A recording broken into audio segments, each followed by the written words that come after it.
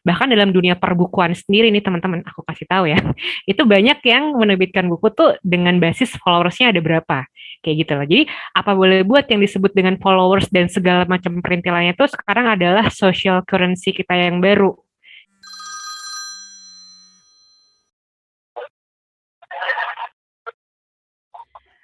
Halo Nyambung People, senang jumpa lagi di podcast yang bisa bikin kita klik dan connect dengan isu-isu sosial yang sedang ramai dibicarakan. Bersama saya Dina Praptora Harja. Semoga kabar kalian baik semua ya. Hari ini topik yang kita bicarakan seputar jurnalisme di masa pandemi COVID-19. Yang nggak terasa sudah berlangsung 2 tahun ya, lebih kayak sekarang hampir. Kira-kira bagaimana sih media massa menggunakan media sosial juga supaya bisa eksis, atau bahkan media massa sudah tergerus oleh media sosial. Dan apakah benar jurnalisme meskipun sudah berpengalaman akan bisa kalah pengaruh nih dengan para influencer atau artis-artis yang kini sudah makin ramai bikin podcast. Jadi stay tune untuk ikuti diskusi kita kali ini. Di episode ke-29 ini saya tidak sendiri, ada 2 orang tamu istimewa yang menemani saya dan memberikan insight yang menarik pastinya soal topik kali ini. Ada Arief Susanto, seorang analis politik dan penulis opini di media massa, juga ngajar tuh sesekali di bidang jurnalisme kayaknya ya. Gimana kabar ya Mas Arief? Ya, baik. Mudah-mudahan semua juga baik. Iya, terima kasih ya Mas sudah bersama kami malam ini. Dan selain itu saya juga ditemani oleh Andina Dwi Fatma, seorang dosen di Unika Atmajaya Jakarta, jurusan Jurnalistik dan Kajian Media.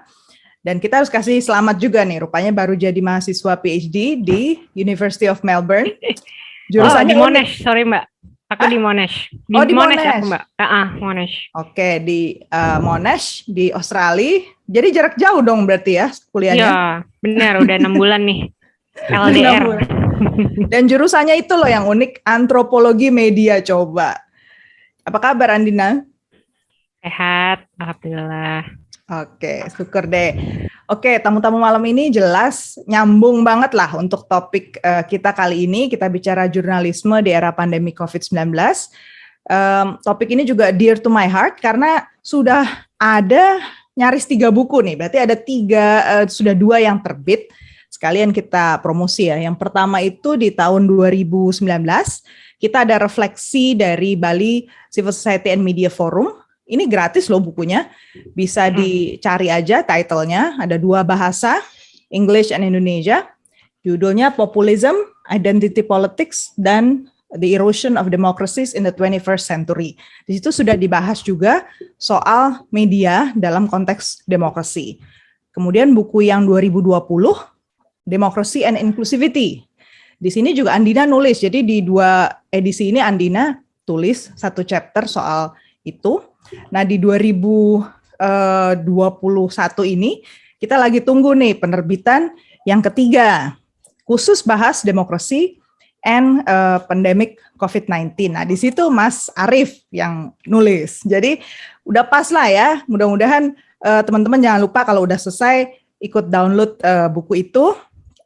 Silahkan dinikmati, mudah-mudahan bermanfaat buat yang lagi belajar-belajar atau apalah ya, butuh pencerahan mungkin soal jurnalisme. Jadi sebelum mulai diskusinya, saya mau ucapkan terima kasih dulu buat para pendengar yang sudah subscribe. Jangan lupa yang belum subscribe ya, kita menuju 1.000 subscriber dong, supaya semangat. Yeay. Jangan lupa kalau suka dengan tayangan model gini yang diskusinya topiknya mungkin cocok buat kamu, kasih like, tulisin komen juga di komentar supaya kita tahu apalagi nih next yang kamu tertarik buat bahas. Oke, kita langsung masuk aja ke pembahasan kali ini. Saya buka aja nih pertanyaan, siapa yang mau jawab duluan. Kalau menurut teman-teman, jurnalisme saat pandemi COVID apa kabar sih? Suka dukanya apa nih? Ada perubahan nggak? Mas Arief duluan nih Mas, silakan Mas. Ya, jawabannya saya duluan. Ya oke. Kalau saya jurnalisme itu sekarang justru menjadi semakin penting karena kita paham ya di era krisis apapun lah, krisis moneter, krisis akibat perang, krisis bencana gitu ya, itu selain negara kita tidak mampu menjangkau wilayah-wilayah semacam itu lebih dibandingkan para jurnalis. Jadi kehadiran jurnalisme yang punya kapabilitas baik tidak hanya dalam menginformasikan tetapi juga mengulas dan bahkan juga memberikan edukasi kepada kita semua ya pada situasi krisis semacam ini menjadi kian penting. Tapi ada krisis lain yang juga mengintai kan, kita paham ya. Sebelum pandemi sudah ada krisis ekonomi yang memukul juga beberapa perusahaan media. Di luar itu ya perkembangan teknologi saya kira juga punya efek ya baik positif maupun negatif ya, kita bisa ulas lebih banyak nanti. Oke, jadi kalau kita bicara pandemi, teknologinya itu yang bikin ada masalah ya buat jurnalisme kalau menurut Mas Arief. Kalau menurut Andina gimana? Kalau saya sih point of view Mas Arief menarik ya Mbak. Saya cuma mau menambahkan aja bahwa sekarang itu yang makin memperumit si kondisi jurnalistik ini adalah mungkin penggunaan media sosial ya, baik platformnya maupun si para penggunanya. Tadi Mbak Dina udah singgung bahwa bermunculanlah ini influencers dengan platform gratisan ini, tapi ujung-ujungnya mereka tuh bisa punya otoritas lebih gitu ya, yang akhirnya dipercaya oleh masyarakat. Secara simpel aja, ada banyak orang-orang di sekitaran saya, bahkan juga banyak true story kecil-kecilan kayak dulu pas awal-awal ketemu orang di Mart itu nggak mau pakai masker atau gimana, alasannya adalah habis nonton podcast atau acara ngobrol di YouTube adalah salah satu selebriti gitu ya. Jadi sangat berpotensi untuk dalam tanda kutip menjadi kayak lawan dari apa yang diperjuangkan oleh jurnalisme gitu. Jadi mudahnya adalah para jurnalis mungkin udah kerja jungkir balik nih ya, mereka memberi data, memberi fakta, tapi kemudian ada obrolan ngemeng-ngemeng, orang jadi lebih percaya sama obrolan casual ini dengan para pakar yang kadang kita juga nggak tahu credentials-nya apa gitu ya, tapi ngomong aja dan orang dipercaya, itu sih kondisinya. Jadi lawan ya, tadi bahasamu udah jadi lawan iya. dari keras juga ya. Bukan kompetitor lagi ya, tapi lawan ya. Iya, kalau untuk dalam pandemi menurutku sih udah sampai di levelan itu sih. Gimana Mas Arief? Berarti masih bisa kritis nggak sebenarnya jurnalisme, si para jurnalis ini? Apa jadi terpaksa jadi ikut-ikutan juga sama flow-nya sosmed? Ya pada situasi seperti sekarang ketika ada kelimpahan ruang informasi ya, sebenarnya penting juga untuk membuat semacam katakanlah pembedaan gitu ya, pembedaan between news and journalism. Membuat berita itu mudah ya, informasi yang dipublikasikan itu kan sudah menjadi berita. Saya menyampaikan bahwa pada minggu depan Mbak Dina akan berlibur di Bali. Itu sudah bisa menjadi sebuah berita. Tetapi untuk menjadi sebuah karya jurnalistik, dia membutuhkan hal-hal yang jauh lebih teknis, yang kira-kira kalau saya ambil salah satu esensi yang cukup penting, itu adalah verified. Nah, di situ kemudian kita bisa melihat bahwa karya-karya yang sebenarnya tidak layak untuk disebut sebagai jurnalisme, tetapi mungkin punya nilai berita, itu kemudian jumbuh ya, mengalami kekaburan ya. Nah, distingsi itu saya kira menjadi sebuah kebutuhan hari ini, supaya tidak semua hal yang muncul di internet misalnya gitu ya, itu dianggap sebagai berita dan dianggap sebagai karya jurnalistik dan itu menjadi sumber kebenaran. Antara news sama info. Jadi Antara news sama kalau news kan sebenarnya ada standar-standarnya ya untuk bisa dikatakan itu satu news gitu. Tadi Mas Arief kan sebenarnya bedain antara news sama jurnalisme, apapun bisa jadi berita gitu ya. Tapi kadang-kadang mungkin tipis ya, cuma mungkin teman-teman yang di sini yang nggak nyambung mungkin bisa dibantu nih. Bedanya apa, Mas? Ya, kalau kita menggunakan apa namanya ya, standar-standar yang lebih tradisional, konvensional gitu ya. Standar-standar yang lebih konvensional yang dulu dipercaya bisa menjaga kredibilitas pemberitaan, itu kan sekarang sudah banyak mengalami pergeseran. Misalnya kita bicara tentang gaya pemberitaan. Dulu gaya-gaya seperti yang sekarang sedang dilakukan oleh Mbak Dina menyelidiki gitu ya, kemudian saya atau Mbak Andina datang dengan argumen-argumen, itu diminati. Tetapi sekarang pendekatannya jauh lebih subjektif. Sehingga misalnya seorang selebritas yang punya pengalaman tertentu dengan masker tadi misalnya, yang ditunjukkan Mbak Andina, itu bisa dianggap lebih otoritatif dibandingkan seorang dokter sekalipun. Aspek-aspek seperti itu yang kemudian membuat batas-batas konvensional mengenai news itu ya sekarang menjadi bergeser dan layak untuk dipertanyakan ya, sehingga tadi saya menyebut dalam bahasa yang mudah, untuk menjadi news itu Anda hanya perlu publikasi. Tetapi untuk menjadi sebuah karya jurnalistik, technically nggak cukup hanya sekadar publish. Gimana, Andina kan juga nulis waktu itu soal post-truth era ya. Soalnya kan bisa gampang kepleset juga orang ya ke sesuatu yang memberitakan sesuatu hanya yang mau dia dengar gitu ya. Iya. Orang kan ya itu Mbak, ada confirmation bias ya. Jadi ini juga true story dari grup WhatsApp keluarga saya sendiri. Ada satu Bude, karena keluarga Aceh panggilnya Nyakwa ya bahasa Aceh. Itu yang susah banget disuruh vaksin, sampai sekarang beliau belum vaksin. Jadi padahal dua saudaranya, ibu saya dan satu tante yang lain itu dokter. Udah berkali-kali kita kasih informasi, tapi dia hanya akan membaca apa yang mendukung atau menjustifikasi kepercayaan dia yang sebelumnya gitu. Jadi dia tidak terbuka hal yang baru. Nah, tadi yang aku tertarik buat nambahin di paparan Mas Arief tadi, jadi pernah Mas waktu lagi kampanye literasi media gitu ya di prodi kami di Atmajaya, itu orang sudah bisa bilang begini, yang ditampilkan oleh media itu kan banyak kepentingannya gitu.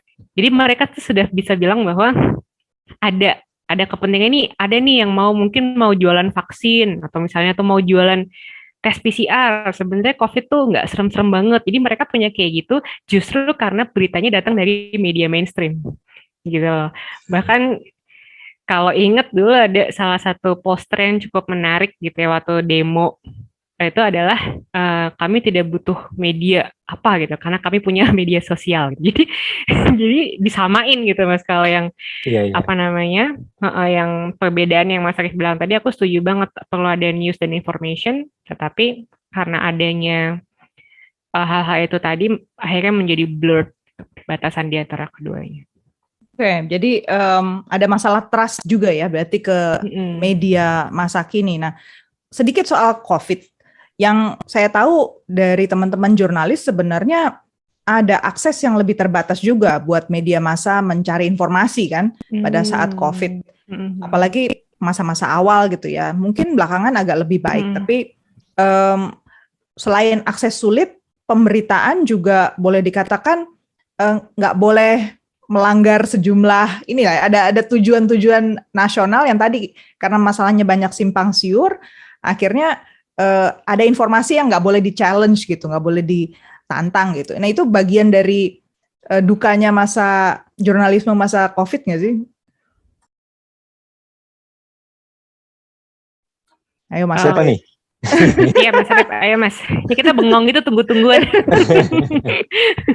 Ya, saya kira di luar itu ya, di luar itu juga ada semacam side effect yang kita memang tidak memaksudkan ya, yaitu timbulnya journalism of fear gitu ya. Jadi upaya para jurnalis untuk memberi informasi itu alih-alih memberi kita pemahaman lebih baik mengenai apa itu COVID dan bagaimana menghindarinya, itu justru meningkatkan kepanikan. Ya, di luar tadi bahwa misalnya pemerintah di banyak negara itu berusaha untuk menutup-nutupi apa yang kurang dan apa yang salah dari apa yang sudah mereka lakukan. Problemnya adalah kita sulit mencari pembanding. Betul bahwa pandemi itu bukan yang pertama kali terjadi. Sudah ada flu Spanyol, bahkan yang terkini mungkin di beberapa tempat ada SARS atau MERS gitu ya. Tapi COVID-19 ini saya kira tidak ada bandingannya. Tidak ada bandingannya. Dan banyak hal baru di situ. Kita ingat bahkan WHO sendiri aja pernah keliru kan, mengkampanyekan tentang masker kan. Dulu dibilang kalau nggak sakit kenapa harus pakai masker gitu ya. Di belakangan justru masker diwajibkan untuk menghindari kontak yang dengan para orang-orang yang terkena COVID. Gitu. Nah, jurnalisme juga punya tantangan untuk apa ya, mengedepankan fakta yang lebih baik supaya apa yang ditutupi oleh pemerintah, oleh institusi-institusi yang terkait gitu ya, itu menjadi lebih terbuka. Saya kira di banyak tempat kita bisa melihat bahwa keterbukaan adalah apa yang menyelamatkan kita dari bencana lebih besar. Ya, catatan Amnesty International saya kira menarik ya. Mereka mengatakan bahwa seandainya di Cina ada kebebasan media, barangkali kita tidak perlu mengalami pandemi. Betul. Iya.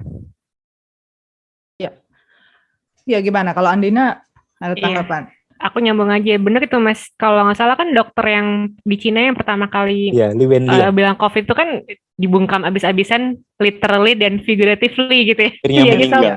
Bener makanya. Ya aku sepakat sih Mbak bahwa era sekarang itu udah bukan zamannya lagi sebetulnya menutupi yang tertentu dan mengunggulkan atau menonjolkan yang bagus-bagus aja, itu enggak gitu ya. Jadi tinggal sebetulnya cara pengemasannya seperti apa. Aku baru dengar tuh dari Mbak Dina tadi bahwa teman-teman wartawan juga ini ya kembali ke self censorship gitu. Jadi ada yang boleh diceritakan, ada yang enggak gitu. Dan kalau memang seperti itu ya itu adalah sebuah tantangan tersendiri emang pasti buat teman-teman jurnalis. Walaupun juga seperti Mas Arief bilang, kadang-kadang berita itu cenderung jadi kayak fear mongering gitu ya. Dan belum lagi kalau kita lihat ada misalnya aku kemarin sempat diskusi di Twitter sama beberapa teman, media-media asing itu cenderung memotret kita tuh salah mulu gitu ya. Padahal kesalahannya mungkin tuh kesalahan struktur. Kayak misalnya ada satu berita di media asing, dia bilang beberapa nakes di Indonesia, puluhan nakes di Indonesia tetap kena COVID dan masuk rumah sakit meskipun sudah vaksin. Alasannya karena vaksin Sinovac itu tidak bagus atau kurang efektif. Nah, padahal kan semua juga tahu gitu ya, bahwa negara-negara kuat itu kan nimbun vaksin gitu ya. Kita pakai apa yang ada. Dan kondisi para nakes yang sakit dan kemudian terkena COVID dan dirawat itu tidak berat gitu. Tapi yang itu tidak disebut. Jadi yang ditonjolkan itu yang cuman, ayo lo Sinovac nggak efektif nih pada masuk rumah sakit walaupun udah vaksin. Kayak gitu. Jadi kita juga harus kritis gitu ya, melihat sebetulnya aspek apa saja yang ditinggalkan gitu ya. Kan kalau framing kan kayak gitu ya, ada beberapa sisi gitu ya, mungkin depan sama kanan doang nih yang ditampilin, padahal ada sisi lain yang istilah pinter-pinternya kita untuk memperbanyak sumber supaya kita bisa membandingkan informasi yang kita terima. Jadi kalau baca judul aja betul-betul parah deh ya. Aduh gitu. Kan bombastis dong ya kan judul. Iya. Dan ya itu, dan di tingkat internasional sebenarnya juga ada persaingan politik ya, dan sampai ya paling ya masih sih sebenarnya sampai sekarang, cuman sekarang nggak sedahsyat waktu awal-awal berusaha untuk memojokkan Cina ya sebagai salah satu penyebab utama dan bersalah betul gitu kan. Jadi jurnalismenya juga ngikut nih. Nah, jadi mungkin Anda bisa kasih penjelasan nih sebagai dua-duanya sebagai orang yang sehari-harinya berkutat dengan jurnalisme. Jurnalisme itu apa sih? Jurnalisme adalah apa Mas Arief? Adalah, ayo, mungkin bahasa gampangnya apa supaya teman-teman nyambung bisa tahu, oh ini loh yang namanya jurnalisme itu tetap aja beda dengan podcast pada umumnya gitu.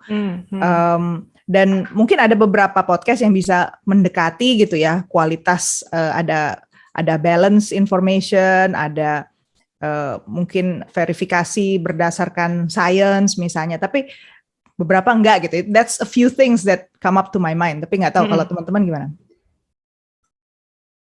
Saya lebih melihat begini, untuk memahami apa itu jurnalisme, pertama-tama kita perlu tahu apa yang bukan jurnalisme, yaitu kenyataan. Jadi sangat banyak orang mempersamakan bahwa apa yang dia tonton di televisi, apa yang dia klik di internet itu adalah sama dengan kenyataan. Bahkan media yang paling kredibel sekalipun, yang paling mampu dia lakukan adalah memotret kenyataan. Jadi apa yang ditampilkan oleh media itu sebenarnya fakta sebagai sebuah konstruksi. Maka tadi ada framing segala macam gitu kan. Nah, dari situ kita bisa juga kemudian masuk ke prasyarat lain yang harus dipenuhi oleh sebuah karya jurnalistik, yaitu verified.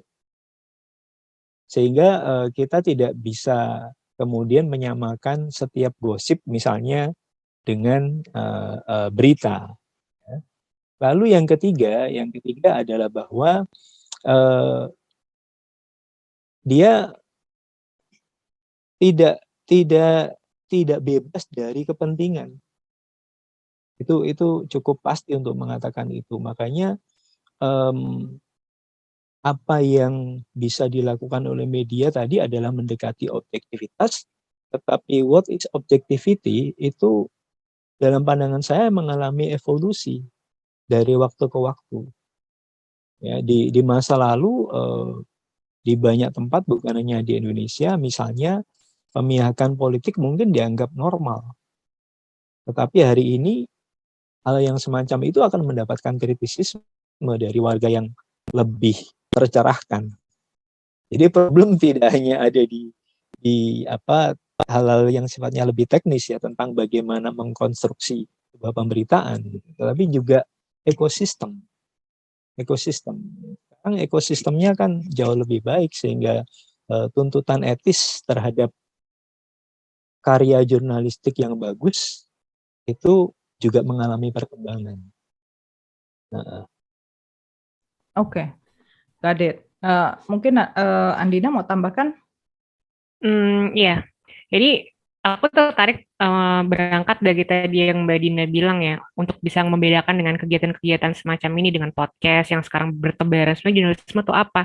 Jurnalisme adalah kegiatan kita menyajikan informasi untuk melayani kepentingan publik. Nah, ini garis yang penting ya, karena banyak yang di mana-mana cuma sekadar ngeramein doang, apalagi sekarang dengan adanya YouTube, tanpa ada niatan untuk melayani kepentingan publik, yang dimana tadi informasinya itu dibuat dengan mengikuti kaidah-kaidah tertentu. Nah, ini beda karena jurnalisme ada yang namanya kode etik, ada tuntunan praktiknya. Tadi Mbak Dina udah sempat singgung ya Mbak, misalnya verifikasi, check and balance.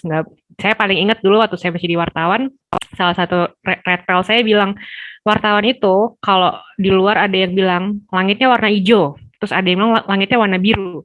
Tugas wartawan tuh bukan ngetik, si A bilang warna biru, si B bilang warna hijau, bukan. Kamu keluar, kamu lihat sendiri langitnya warna apa. Nah, itu yang menurut aku core dari jurnalisme ya. Kita datang langsung, kita himpun berita, kita wawancara orang yang kita kredensial, lalu kita rangkum jadi satu untuk melayani kepentingan publik. Nah, seharusnya pada saat pandemi ini seperti itu. Dan kalau bisa memenuhi definisi itu, menurutku justru di tengah-tengah internet, tengah-tengah media sosial, segala macam, media itu bisa menjadi kayak lampu penerang gitu loh, Mbak. Kebayang orang bingung kok di sosmed bilang ini, sosmed bilang itu. Dia akan lihat media yang kredibel gitu, oh ternyata seperti ini. Belum lagi kalau medianya menurunkan Kayak Mas Arif tadi bilang, ini COVID nih unprecedented nih, nggak ada nih sebelumnya. Media yang baik dia akan memberitakan misalnya pandemi yang pernah terjadi itu apa aja sih gitu. Jadi kita punya konteks. Itu salah satu apa namanya fungsi dari media. Ya, jadi kalau kita bicara informasi, balik lagi ke poin yang tadi ya, sebenarnya harusnya pendengar atau viewers, penonton gitu ya, bisa merasakan sebenarnya mungkin ada insting juga ya, mana yang sekedar ngeramein tadi istilahnya, ngeramein ikut bikin cerita aja, sama yang betul-betul memang niatnya itu mencari atau memberikan pencerahan pada publik gitu ya. Jadi kuncinya sebenarnya jenis pertanyaannya juga harus kita cek ya, karena saya juga pernah wartawan soalnya. I can pride myself for that. Jadi mudah-mudahan kalau ya kita bertanya itu juga nggak bisa sembarang pertanyaan ya, karena kalau kita keliru mengajukan pertanyaan, jawabannya juga bisa nggak nyambung, benar. Nggak nyambung gitu. Jadi Oke, jadi ada kode etik, ada verifikasi, check balance, credential yang pada dasarnya itu standar lah ya, standar yang ada peer-nya juga kan ya, yang saling ngecek gitu ya, memverifikasi. Benar. Dulu makanya di kantor majalah saya yang lama, kalau ada satu artikel yang menang award, nggak boleh tuh hanya dinikmati oleh si penulis doang, karena untuk bisa terbit itu ada rangkaian proses yang panjang, kayak Mbak Dina bilang tadi kan, dari reporter ke editor, habis itu ke redaktur pelaksana. Jadi ada rantai checking gitu ya, dan semua orang itu berperan dalam meluncurkan sebuah artikel itu tadi. Ya. Jadi mudah-mudahan pendengar nyambung juga bisa terbantu nih ya, punya trust juga kalau jurnalisme itu berarti melalui proses apa nih untuk sampai ke tangan publik gitu ya. Jadi bukan sekedar cerita lah, bukan sekedar ngobrol gitu. Oke, moving on, berarti kalau secara umum, kalau dikatakan media massa itu tergerus misalnya oleh perkembangan sosmed di era digital ini, menurut Anda gimana? Tergerus atau enggak? Ini cuman proses evolusi. Tadi kalau bahasa Mas Arif evolusi ya, siapa tahu nanti mencari balance yang baru. What do you think? Andina? Aku rasa sih enggak tergerus ya, Mbak. Enggak. Aku masih yakin bahwa sebuah negara demokrasi ya, tahu deh kalau yang non-demokrasi, tapi kita butuh pers yang sehat. Dan pers yang sehat tidak akan tergerus oleh media sosial. Karena itu tadi Mbak yang aku bilang, aku membayangkan bahwa justru media-media yang kredibel, media-media yang bisa ngasih konteks itu sekarang penting banget loh Mbak Dina. Aku nih generasi milenial tua ya, tapi melihat berbagai informasi di media sosial tuh pusing kadang-kadang, ada kejadian ini, kejadian itu, apa kita nyambung-nyambungin sendiri itu ribet. Tapi ketika membaca media yang enak dibaca dan dia bisa ngasih konteks itu sebenarnya ini loh yang terjadi tuh ini. Nah, itu membuatku, bahkan aku juga berlangganan beberapa media online gitu ya, dengan menjadi subscriber dan juga kadang memberi donasi seperti itu. Misalnya kayak yang terbaru kemarin tuh Project Multatuli, itu bikinan dari teman-teman, itu long form investigation yang seperti itu Mbak. Aku yakin kalau media-media yang bisa ngasih konteks itu dia bahkan bisa menjadi sebuah oase lah di tengah kebingungan kita mana yang benar mana yang salah. Justru ini adalah peluang dari si media itu. Itu sih. Aku optimistis. Mas Arif. Oke, ya, tapi optimisme itu bagi saya bersyarat juga. Apa yang membuat manusia bisa bertahan kan kemampuan adaptifnya. Jadi pada situasi yang berubah ya tentu saja media harus beradaptasi. Tadi yang sempat diberikan contoh oleh Andina mengenai Project Multatuli misalnya, juga kan adalah sebuah bentuk adaptasi baru yang sebelumnya kita nggak membayangkan bahwa media bisa dikelola dengan cara semacam ini. Atau kolaborasi beberapa media untuk mengungkap misalnya Panama Papers atau skandal-skandal yang kayaknya nggak mungkin disentuh. Itu kan juga menjadi sebuah cara baru. Termasuk diantaranya apa yang terjadi selama COVID ya. Karena kan para jurnalis itu, saya ingat di awal-awal COVID, saya ngeri membayangkan sebagai jurnalis itu merisikokan Iya. nyawa ya, Mm-mm, merisikokan mm-mm, nyawa untuk memberitakan informasi tentang COVID seolah-olah mereka sedang ada di medan perang. Tetapi kan kemudian ada kemampuan adaptasi yang dilakukan ya, apakah secara fisik ataukah dari model pemberitaan yang pendekatannya diubah. Nah, adaptasi semacam itu memungkinkan, saya pikir, media yang berkualitas ya untuk bertahan. Kalau media yang sensasional sih, ya saya kira nggak butuh COVID atau nggak butuh media sosial ya. Saya ingat dulu di era Gus Dur itu pernah muncul kritik bagaimana mungkin kita punya presiden seorang kiai tapi di mana-mana ada media yang mohon maaf korbannya seringkali perempuan ya. mm-mm, Itu saya ingat zaman-zaman itu ada anak-anak SMP yang suka nongkrong di kios koran ya.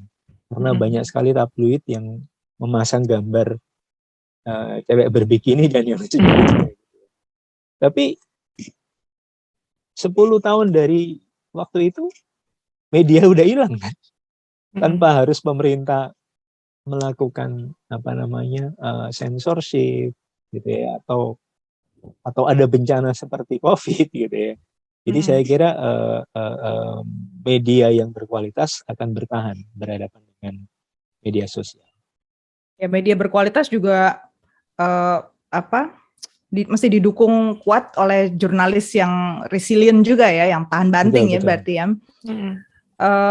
Mungkin ada fenomena lain yang tadi belum kita bahas juga. Masalahnya politisinya nih loh. Politisinya juga kalau saya perhatikan sekarang lebih senang pergi ke podcaster gitu ya, atau influencers, orang-orang yang jelas-jelas punya followers juta gitu atau ratusan ribu ketimbang datang ke media massa bikin press release gitu.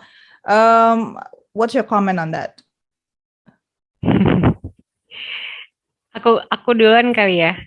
Ini seperti yang aku tulis di salah satu chapter buku kita, Mbak Dina. Karena ini praktek yang ya sorry aja, sifatnya top down kok. Bahkan para pemimpin kita juga menyewa buzzer. Mereka sangat percaya pada para influencer. Kalau ada acara program apa-apa, mau itu paling nggak nyambung sekalipun, tetap influencer yang duluan gitu. Ya praktek seperti itu yang dicontohkan, jadi otomatis ya ditiru lah, di copy di mana-mana. Dan ya ternyata memang didengerin gitu loh, para influencer ini ternyata memang didengerin. Jadi kenapa sekarang banyak sekali influencer di mana-mana, influencer yang dipakai, influencer ini, influencer itu, ya karena itu tadi, bahwa dengan adanya media sosial ada yang disebut sebagai kepakaran tuh menjadi sesuatu yang mungkin nggak relevan gitu ya. Kalau dulu kan mungkin sebelum zaman media sosial tuh orang harus punya karya dulu nih ya di offline, kemudian baru dia kemudian gimana gitu dia membuat akun media sosial dan dia menjadi, kalau sekarang kan kebalik Mbak, bahkan dalam dunia perbukuan sendiri nih teman-teman, aku kasih tahu ya, itu banyak yang menerbitkan buku tuh dengan basis followersnya ada berapa, kayak gitu loh. Jadi apa boleh buat yang disebut dengan followers dan segala macam perintilannya itu sekarang adalah social currency kita yang baru gitu. Tapi bukan berarti ini tidak bisa kemudian dilawan ya, tetap ada counter culture. Dan dalam sepanjang sejarah itu yang namanya culture tertentu lagi ngetren gitu ya. Nanti pasti akan ada counter culture yang kemudian menyeimbangkan pendulup ini. Nah, aku sih berharap media-media yang dikelola dengan cara baru, kayak Mas Arief bilang tadi, ini bisa menjadi Mas, counter culture dari fenomena influencer this, influencer that gitu loh. Jadi kita kembali kepada konteks.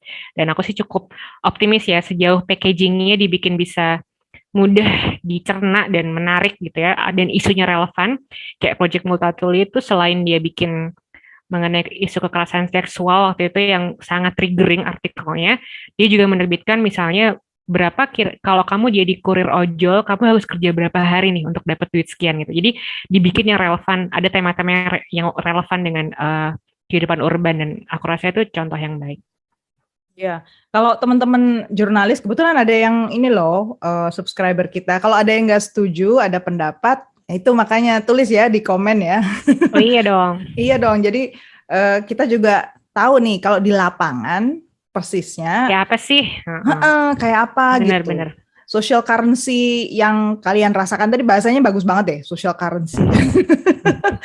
Very Gaya aja. inspiring. Iya, Iya. untuk menjadi counter culture gitu. Jadi ini kultur baru berarti ya. Kalau Mas Arief gimana? Ya, tapi saya setuju tadi itu. Komen itu penting juga untuk memperkaya perspektif ya, karena apa yang kita selalu melihat based on our perspective kan, yang belum tentu, nomor satu belum tentu benar gitu ya, nomor dua dia mengandung subjektivitas tertentu, supaya menjadi intersubjektif ya. Saya kira pandangan-pandangan yang berbeda atau pandangan yang mendukung itu juga menjadi penting. Tapi kita balik lagi ke pertanyaan tadi.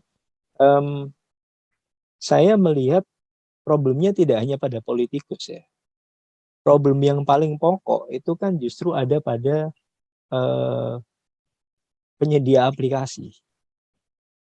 Ya, sekian tahun yang lalu ketika Mbak Dina atau Andina masih menjadi jurnalis, saya kira saya cukup, walaupun saya waktu itu mungkin belum kenal ya, saya cukup pasti untuk mengatakan bahwa ketika tulisan itu selesai dan siap untuk dipublikasikan, baik Mbak Dina maupun Andina tidak terlalu tahu tentang, punya bayangan tapi not exactly paham persis siapa yang akan membaca tulisan ini. Tetapi hari ini dengan algoritma tertentu, ya, penyedia aplikasi tahu persis tentang siapa yang mungkin akan menjadi target audience. Nah, ini yang kemudian juga memicu tadi ya, kebutuhan baru bagi para politikus, karena ya basis politikus kan besarnya dukungan ya. Makin besar dukungan, makin besar peluang politik mereka. Nah, itu jadi terbantu oleh kehadiran media-media sosial, katakanlah media sosial gitu secara umumnya. Dan ini menjadi tantangan serius bagi media yang lebih konvensional, yang mestinya orientasinya itu bukan banyak-banyakan followers ya, walaupun ya saya sepakat tadi itu menjadi social currency yang penting juga gitu ya, karena tanpa followers juga, misalnya nih, sebagus apapun ide yang kita bicarakan di ruangan ini, ya paling-paling hanya kita bertiga yang kemudian paham dan tahu tentang itu gitu ya. Tapi kalau makin banyak followers, ini menjadi sebuah perdebatan gitu ya, bahkan bukan tidak mungkin memberi pemahaman yang lebih baik gitu kepada sebagian orang. Nah, saya kira yang juga perlu disasar adalah itu tadi ya, sebab dengan sumber daya yang nyaris tanpa batas ya, yang dimiliki oleh Facebook, dimiliki oleh yang lain-lain gitu ya, Google gitu ya, itu, nah ini yang harus dipikirkan. Kalau tadi Andina sempat ngomong tentang counter culture, ya, sekarang yang dimiliki oleh mereka itu bukan hanya sebuah culture, tetapi juga ya banyak modal-modal lain ya, termasuk modal uang yang hampir nggak terbatas. Betul. Modal otak yang juga, ini otak-otak terbaik di dunia yang juga mereka grab ya, yang kemudian kita paham juga dari beberapa di antara mereka yang kemudian keluar bahwa fenomenanya tidak sebagus yang dibayangkan orang. Bahkan aku rasa sebenarnya kan udah kelihatan ya, si orang-orang yang di platform ini seringkali juga nggak mampu mengantisipasi kan dampak negatif dari apa yang sudah mereka ciptakan sebenarnya kan. Mungkin intensinya bagus di awal, mendekatkan orang, tapi justru dalam perjalanannya kemudian dividing orang, membelah, bikin orang jadi males ngomong sama yang nggak sejalan gitu kan. Kayak ini, meta, namanya meta sekarang ya. Namanya meta ya. Meta. Berarti kembali ke poin tadi, sebenarnya peluang buat jurnalisme apa? Jadi saya sih nangkepnya bisa jadi peluang.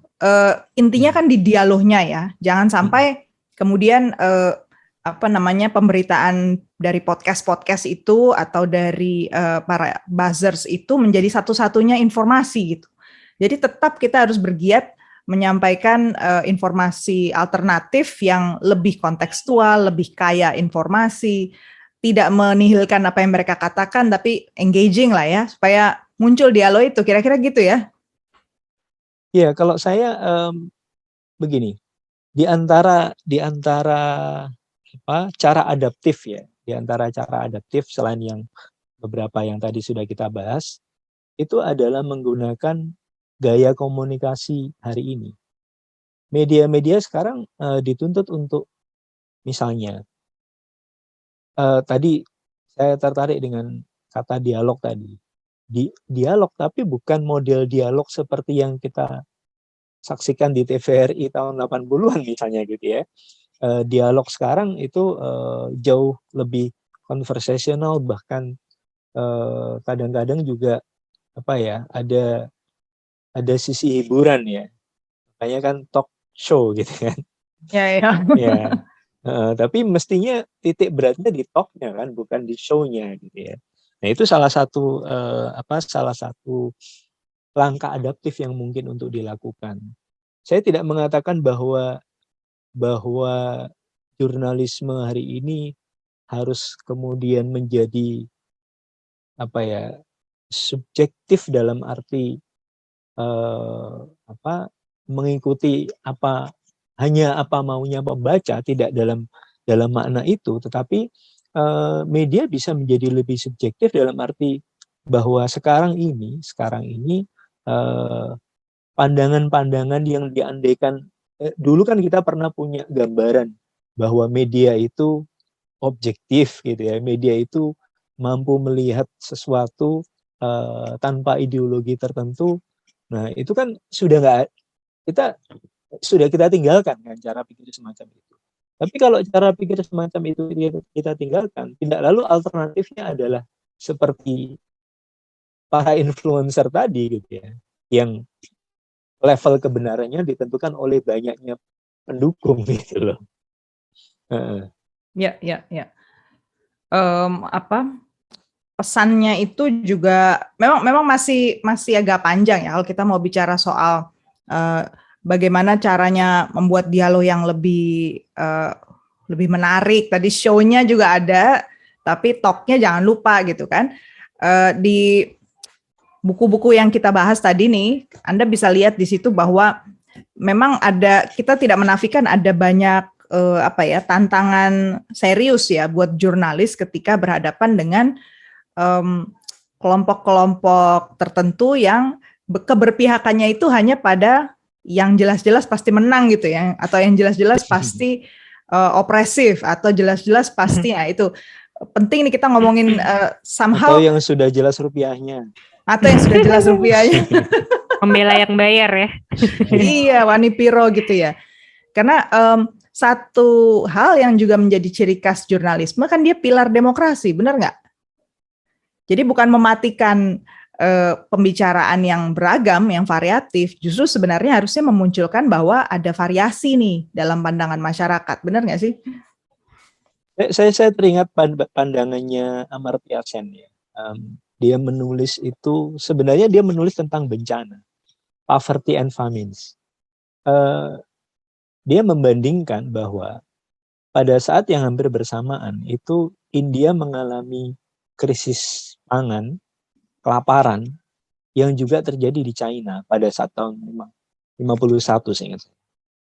Yang menarik adalah dia mengatakan begini, krisis di India itu bisa diatasi lebih cepat dan lebih baik dibandingkan di China. Salah satunya adalah karena kehadiran media yang bebas. Jadi media yang bebas itu menjauhkan sebuah komunitas politik dari krisis. Kalau hari ini banyak bicara mengenai imunitas gitu ya.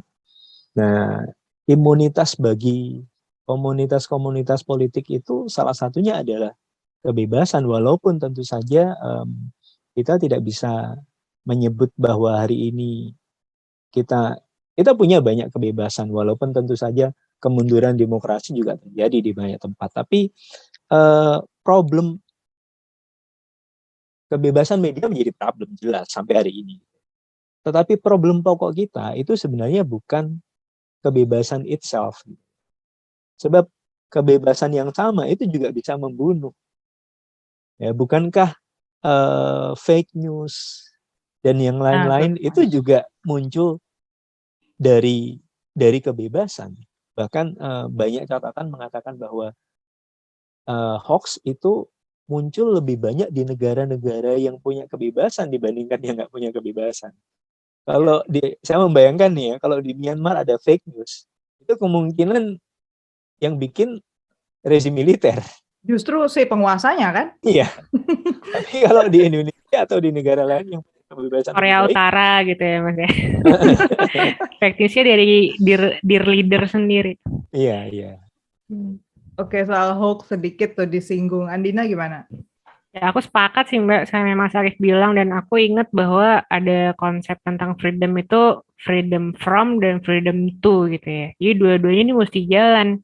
Freedom from censorship, wah sekarang udah bebas banget nih pers kita, atau wah di media sosial di Indonesia boleh dong ngomong apa aja kan demokrasi gitu, freedom from.